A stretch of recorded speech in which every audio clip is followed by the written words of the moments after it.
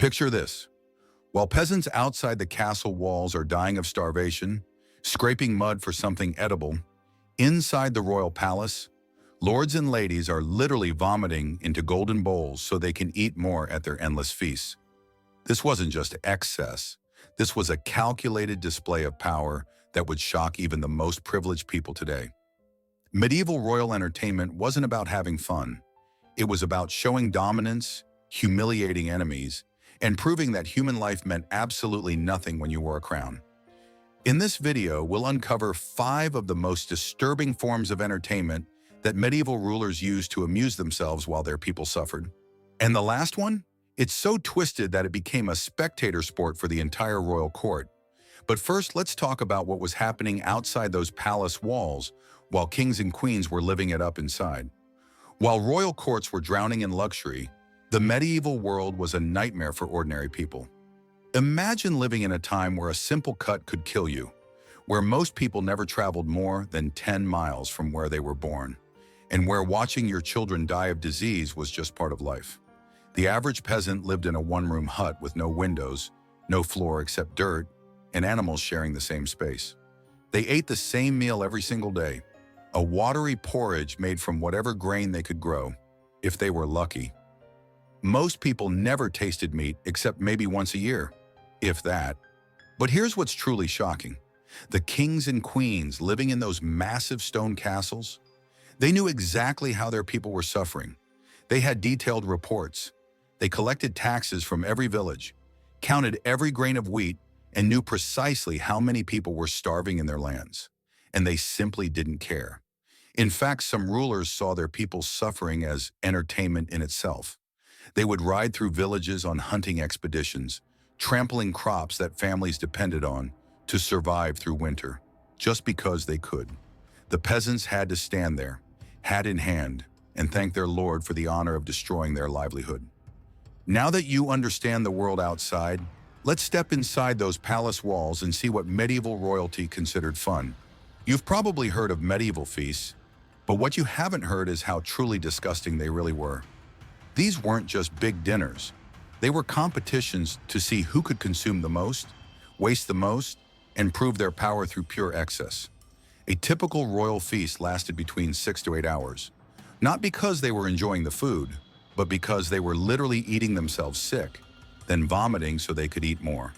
The Romans had started this tradition with their vomitoriums, and medieval royalty took it to even more extreme levels. Picture this scene. King Henry VIII's court, where a single feast could feed an entire village for months. The tables groaned under the weight of whole-roasted peacocks, their feathers reattached to make them look alive. Swans stuffed with smaller birds, which were stuffed with even smaller birds. Sugar sculptures that cost more than a peasant family would see in their entire lifetime. But here's where it gets really twisted. Between courses, servants would bring around golden bowls specifically for vomiting. This wasn't considered gross or shameful. It was a sign of wealth and status. Only the richest could afford to waste food by literally throwing it up. The most shocking part? While this was happening, royal scribes would sometimes read reports about villages where people were dying of starvation. The contrast was intentional. It was a reminder to everyone present about the absolute power these rulers held over life and death. One documented feast thrown by the Duke of Burgundy in 1454 included 28 different courses. Witnesses wrote that guests were sick with eating, but continued consuming because stopping would be seen as weakness. Meanwhile, that same winter, thousands of people in the Duke's territory froze to death because they couldn't afford firewood. But feasting was just the beginning. Medieval royalty had much darker ways to entertain themselves. You think chess is just a board game? In medieval courts, the most powerful rulers played chess with real human pieces, and when a piece was captured, that person faced real consequences that could include torture, imprisonment, or death. This twisted form of entertainment was most popular among Eastern European and Byzantine rulers, but it spread throughout medieval Europe like a disease. The rules were simple. Each chess piece was represented by a real person, usually prisoners of war, political enemies, or sometimes just unlucky servants. King Vlad III of Wallachia, better known as Vlad the Impaler, was famous for his human chess games. When he captured a piece, that person was impaled on a wooden stake and left to die slowly while the game continued around them. The board was often set up in his courtyard, so the screams of the dying would add to the atmosphere. But Vlad wasn't the only one.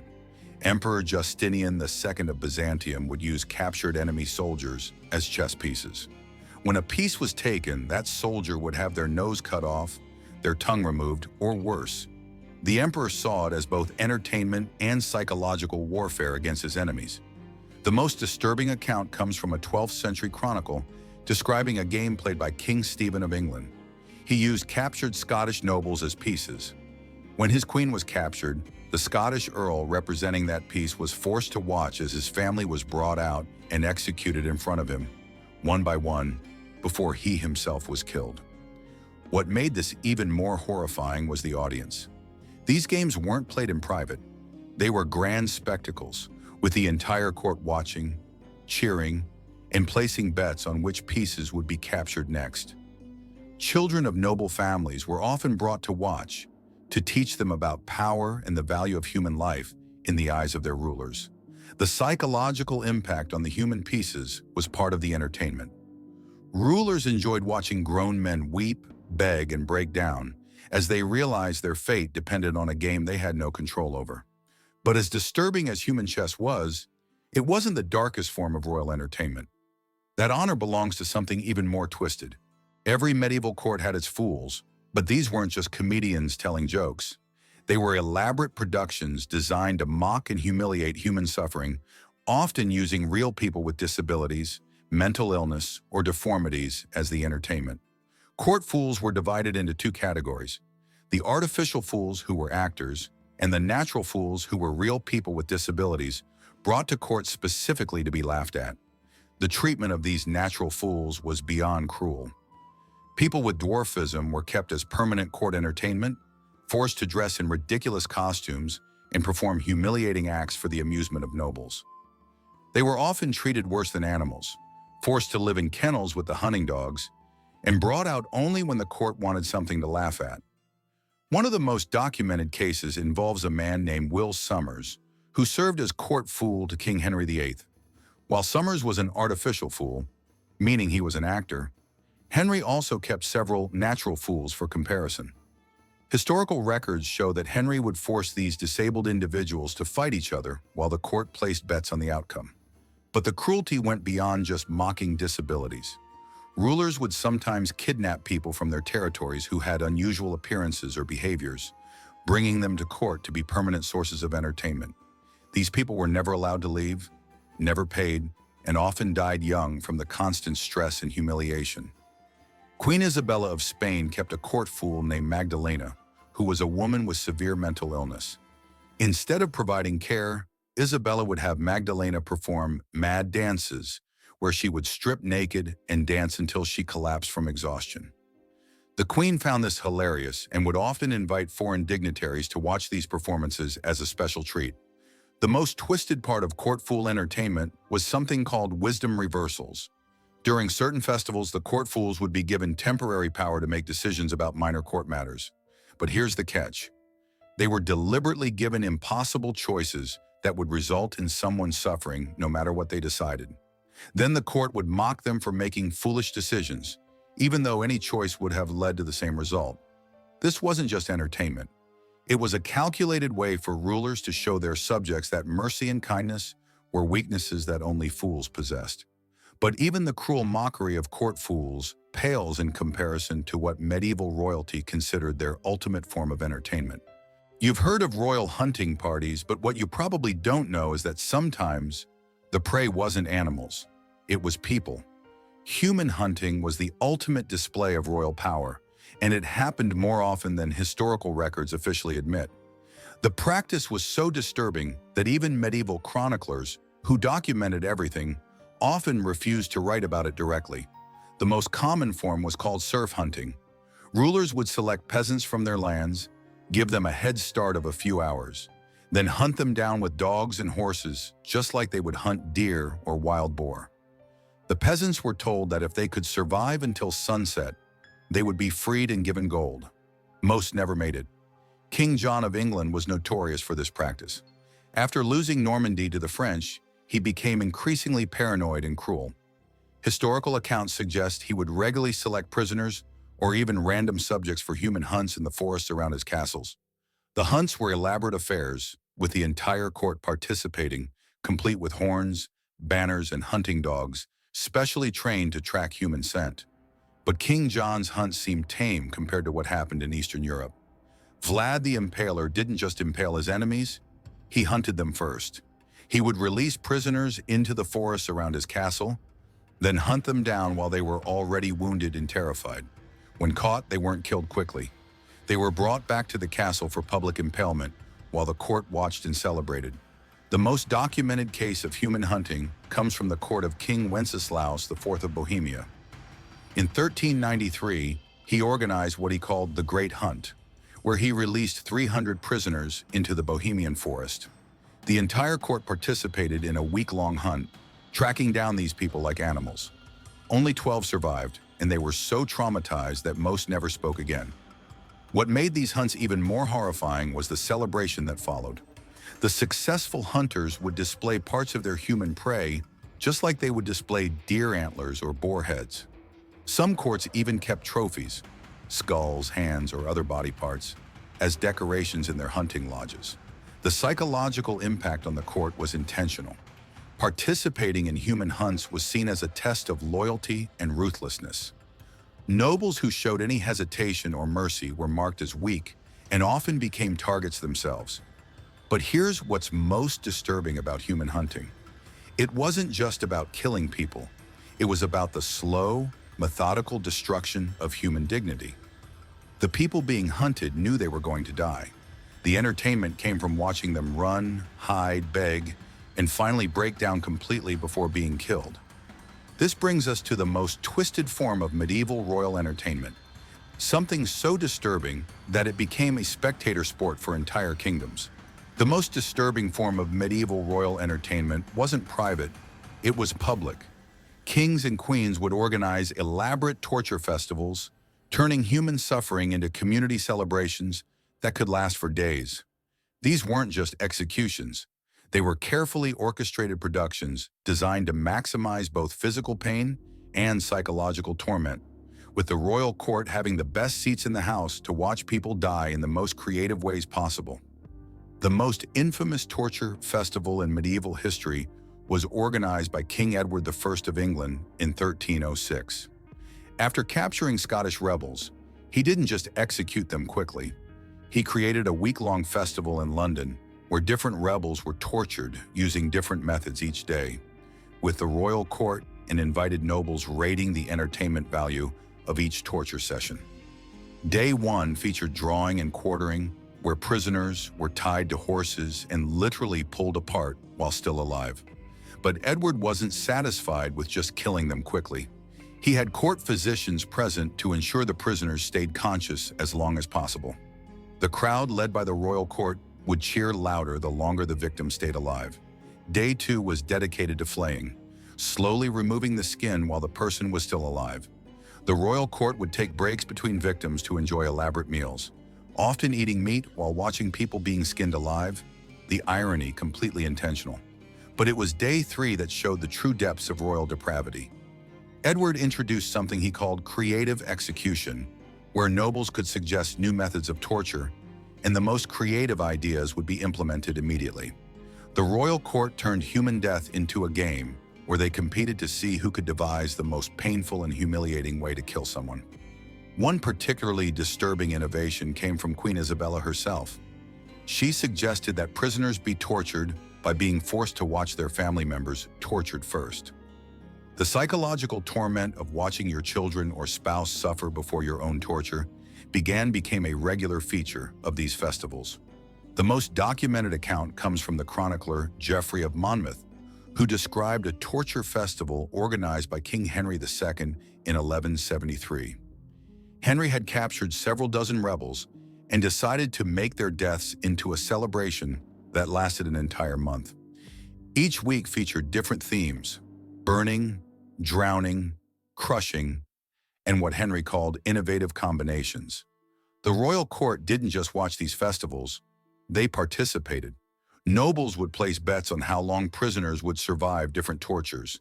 Queens and princesses would suggest modifications to make the suffering last longer. Children of noble families were required to attend as part of their education about power and authority. But here's the most disturbing part. These festivals were hugely popular with the general population. While people were suffering under the same rulers who organized these events, they would travel for miles to watch other people suffer even more. The royal courts understood this psychology perfectly.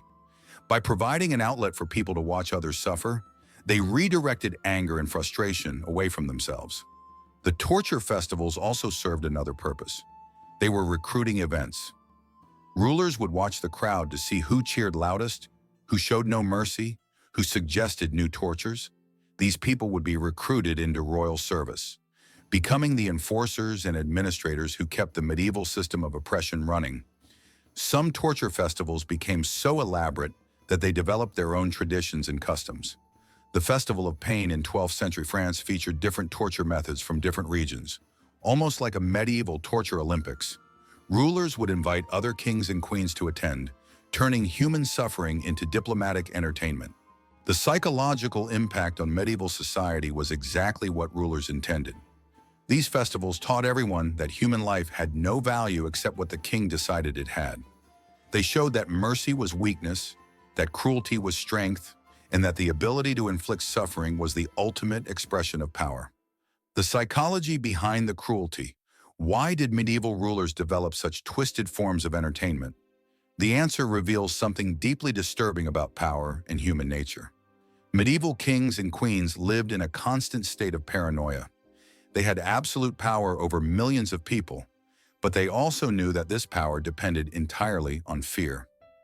The moment their subjects stopped being afraid, revolution could destroy them overnight.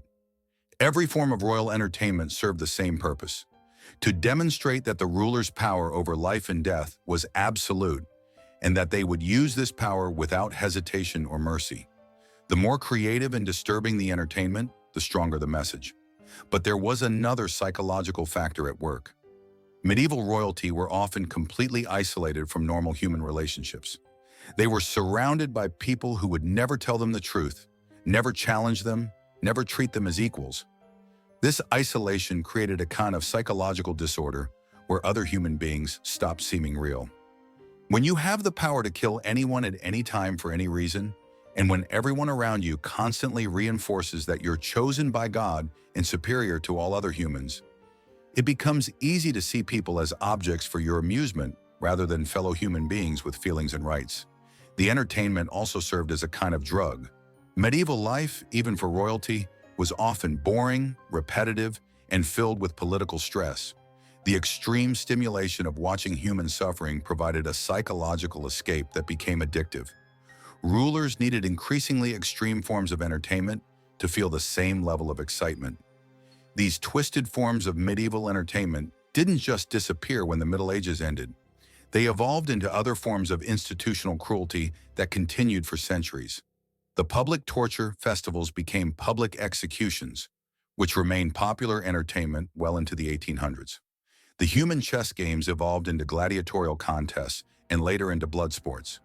The mockery of human differences continued in circuses and freak shows that operated well into the 20th century. Even today, we can see echoes of medieval royal entertainment in how society treats suffering and difference.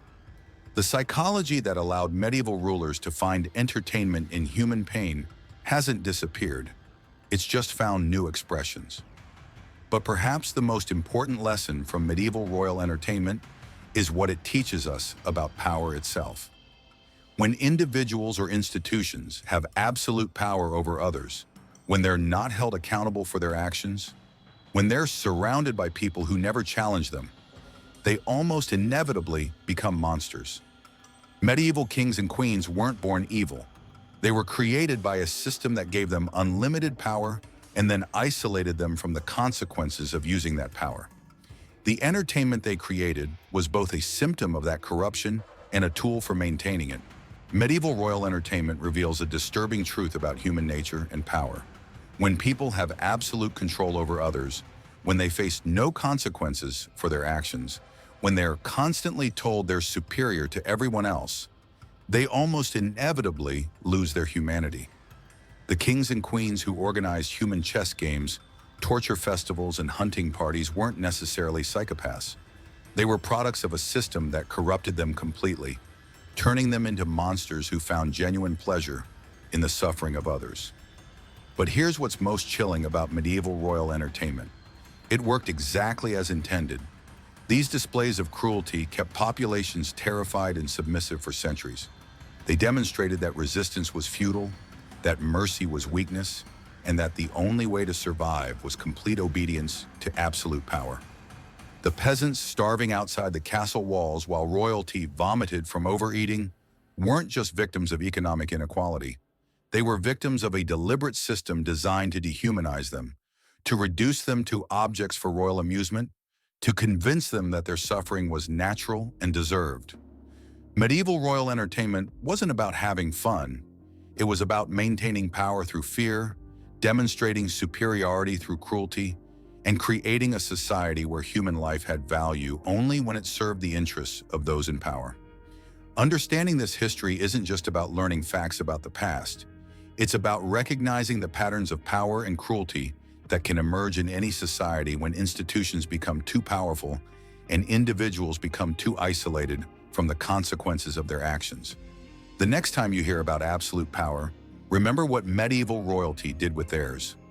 Remember the human chess games, the torture festivals, the hunting of people like animals. Remember that these weren't the actions of uniquely evil individuals, but the predictable result of systems that concentrate too much power in too few hands. Because the capacity for this kind of cruelty hasn't disappeared from human nature. It's just waiting for the right conditions to emerge again. And that's a lesson we can't afford to forget.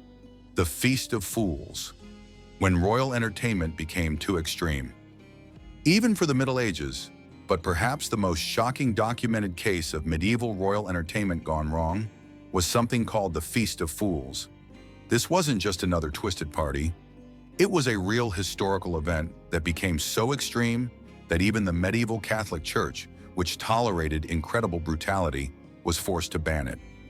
The Feast of Fools was celebrated on January 1st throughout medieval Europe, where participants would elect a false bishop, archbishop, or even a false pope. But what started as religious parody quickly descended into something far darker. The historical records from the 12th and 13th centuries paint a picture of absolute chaos.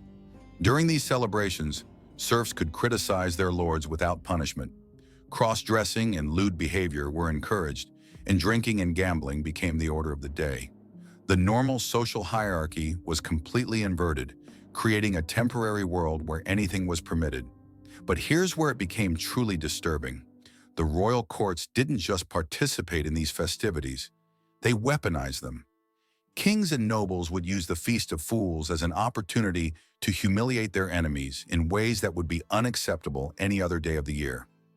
They would force captured prisoners to participate in degrading ceremonies, make political opponents dress as women and perform sexual acts, and turn religious mockery into psychological torture. During the festivities, one lucky peasant boy was crowned bishop for the day and allowed to boss everyone around. But the historical chronicles reveal that these children were often selected specifically because they were from families the king wanted to destroy. The temporary power given to these children was a cruel joke. They would be encouraged to make decisions that would later be used to justify harsh punishments against their entire families.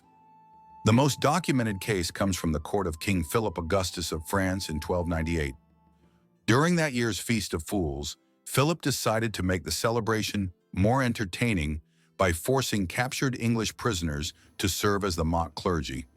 The prisoners were dressed in religious robes, forced to perform blasphemous ceremonies, and made to bless excrement in urine, while the French court laughed and cheered. But Philip wasn't satisfied with just humiliation. He introduced what he called the game of consequences. Each prisoner who refused to participate in the mock ceremonies would watch as another prisoner was tortured in front of them.